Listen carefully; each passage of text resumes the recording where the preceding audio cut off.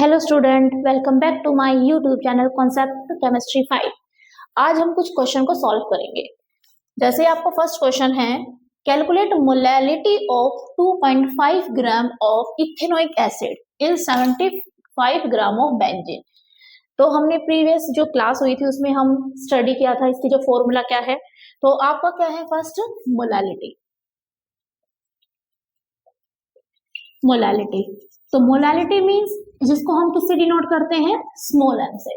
तो ये क्या होंगे आपके number of moles of solute, number of moles of solute upon में जो आपका मोलैलिटी है वो क्या है, mass of solvent, mass of solvent in KG. Okay, तो यहाँ पे जो आपका m है यानी कि number of mole of solute, यहाँ पे हम डिनोट कर देते हैं NB से, अपॉन में मास ऑफ सॉल्वेंट, और इसका मास किस में है, केजी में। अब यहां से आपके नंबर ऑफ मोल्स को कैसे कैलकुलेट करेंगे, गिवन मास अपॉन में मॉलिक्यूलर मास। अब यहां से हम गिवन मास, तो यानी कि पहले हमें क्या करना पड़ेगा, जो इथेनोइक एसिड है इसका मॉलिक्यूलर मास को कैलकुलेट करना पड़ेगा। तो molecular mass of ethanoic acid, ethanoic, तो इथेनोइक एसिड का क्या फॉर्मूला है, CH3COH। तो यहां से अगर कैलकुलेट करेंगे, carbon 12 plus 1 into 3 plus 12 16 into 2 plus 1, तो यहां से कैलकुलेट करेंगे तो 3 12 32 प्लस 1, इसको कैलकुलेट करो 15 और 12 27 और ये 49 और ये हो जाएगा 60 ग्राम पर मोल। तो यहां से इसका जो मॉलिक्यूलर मास है, मॉलिक्यूलर मास क्या कैलकुलेट करके आए यहां से इसका, यानी कि 60 ग्राम पर मोल। तो यहाँ पे आपका गिवन मास, अब गिवन मास कितना होगा, यहाँ से मोलैलिटी को कैलकुलेट करते हैं। तो यानी कि सबसे पहले हम क्या कर लेते हैं, इसकी नॉर्मेलिटी को कैलकुलेट, यानी कि सबसे पहले नंबर ऑफ मोल्स को कैलकुलेट करेंगे। तो नंबर ऑफ मोल्स यानी NB, तो NB क्या होगा, गिवन।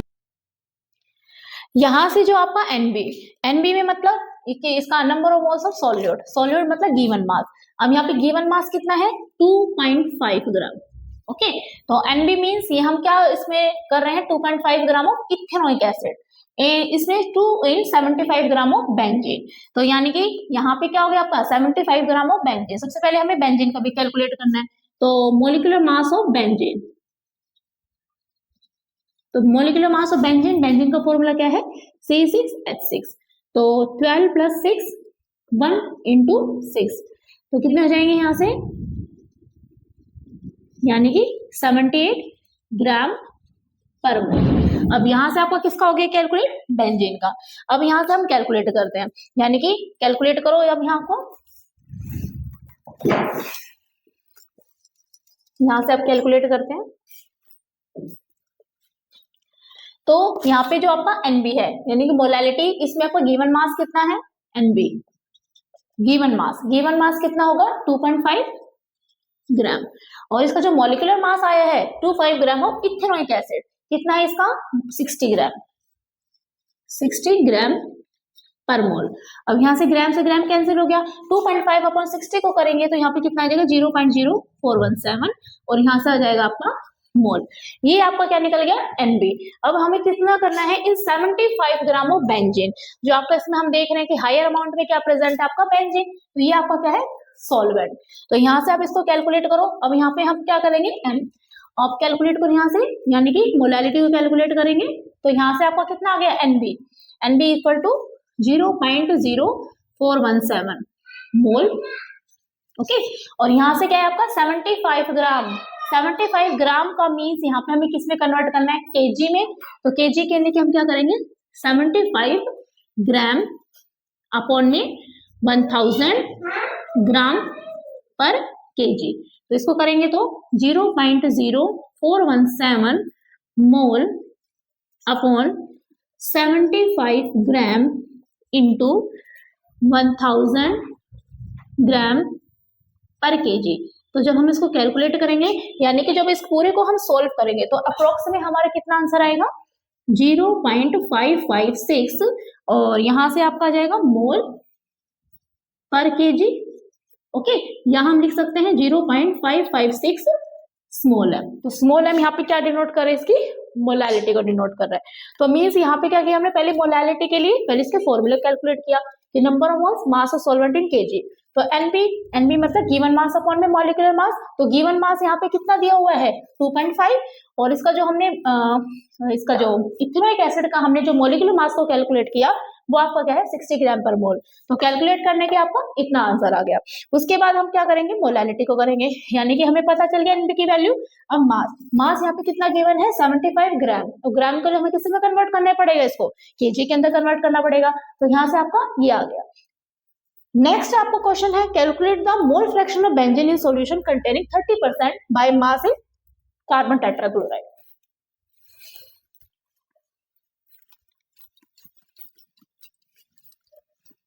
अब इसमें सेकंड क्वेश्चन के लिए हम क्या कैलकुलेट करेंगे, मोल फ्रैक्शन। अब मोल फ्रैक्शन क्या होता है,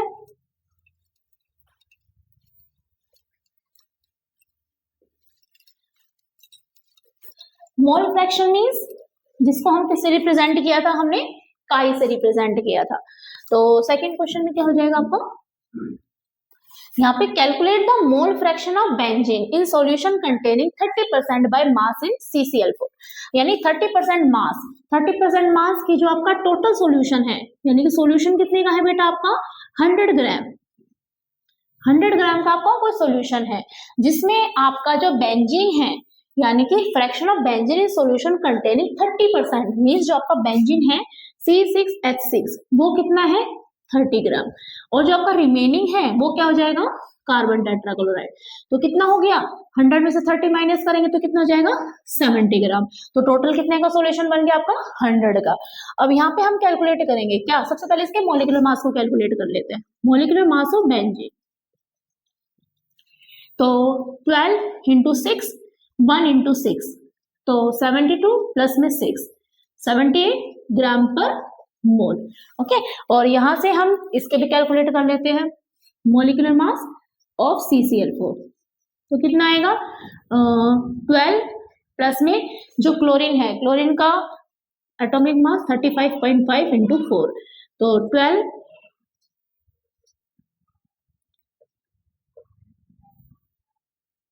यहां से हम करेंगे तो इक्वल टू 154 ग्राम पर मोल। तो यहां से हमने कैलकुलेट कर लिया। यहां से हमने किसका कैलकुलेट किया कि ये है आपका मॉलिक्यूलर मास ऑफ बेंजीन और ये है आपका कार्बन टेट्राक्लोराइड। ओके, अब हमें कैलकुलेट करना है, यानी कि हमने कैलकुलेट कर लिया अभी। अब इसका फॉर्मूला क्या है, what is the formula of the mole fraction. तो काई ए, यानी कि यहाँ पे क्या है टू चीज है, यानी कि बाइनरी है। बाइनरी मीन्स यहाँ पे आपका क्या है सॉल्यूट कितना है 30% जो आपका बेंजीन है, और यहाँ पे कार्बन टेट्राक्लोराइड क्या है आपका सॉल्वेंट है। तो means chi is equal to Na plus में Nb equal to chi B is equal to Nb upon में Na प्लस में Nb। अब यहाँ पे जो आपका Na है, यानी कि ये हम ले लेते हैं बेंजीन का, ये हम बेंजीन को रिप्रेजेंट कर देते हैं, और ये अब रिप्रेजेंट कर देते हैं CCl4 का। ओके, तो यहाँ पे आपका Na हमें किया था कि नंबर ऑफ मोल्स क्या होते हैं गिवन मास अपॉन में मॉलिक्यूलर मास। यहाँ पे आपके इधर आएगा डॉट। ओके,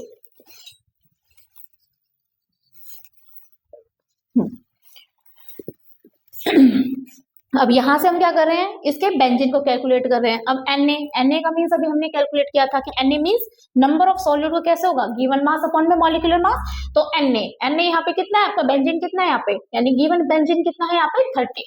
तो Na को आप कैसे कैलकुलेट करोगे, यानी गिवन मास कितना है आपका 30, और जब इसका मॉलिक्यूलर मास आया है बेंजीन का कितना है आपका 78, यानी कि आपका ग्राम, और यहाँ से आपका जो ये है 78 ग्राम पर मोल। अब यहां से आप ग्राम से ग्राम कैंसिल करो, तो यहां से जब कैलकुलेट करोगे तो अप्रोक्स में आपका कितना आएगा 0.384 मोल। ओके, तो यहाँ से आपका Na कैलकुलेट करके ये आ गया, ये Na की वैल्यू क्या आई है 0.384 पर मोल। अब यहाँ से मोल सॉरी, और यहाँ से अब काइए को आपको रिप्रेजेंट करना है, तो हमें निकालना किसका है, हमें तो बस बेंजीन चाहिए, दूसरे को तो कैलकुलेट ही नहीं करना, तो मीन्स हमें किसको कैलकुलेट करना है, काइए को कैलकुलेट करना है। अब यहाँ से क्या हो जाएगा आपका, काइए इक्वल टू Na की वैल्यू कितनी आई है अभी हम Nb को कैलकुलेट कर लेते हैं। Nb मीन्स कि आपका सोलवेंट, यानी कि इसमें सोलवेंट कितना बच गया आपका 70 गिवन कितना हो जाएगा 70 अपॉन में इसका जो मॉलिक्यूलर मास आया है वो कितना है 154। यहाँ से आपका क्या है ग्राम और यहाँ से आपका ग्राम पर मोल। अब इसको अगर हम कैलकुलेट करेंगे तो आपको कितना आएगा 0.455 मोल। आपका समथिंग क्या आ जाएगा, इतना कैलकुलेट करके आएगा। अब इसको क्या करें, हम इसको थोड़ा सा अंडरलाइन कर देते हैं,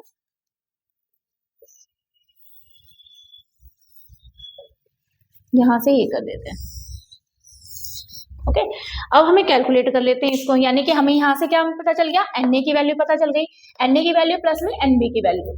अब आगे हम कैलकुलेट करते हैं।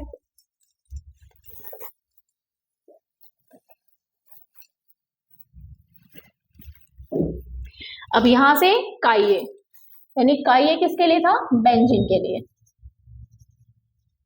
तो इसके इक्वल हो जाएगा, यहाँ पे Na की वैल्यू क्या है बेटा 0.384 मोल।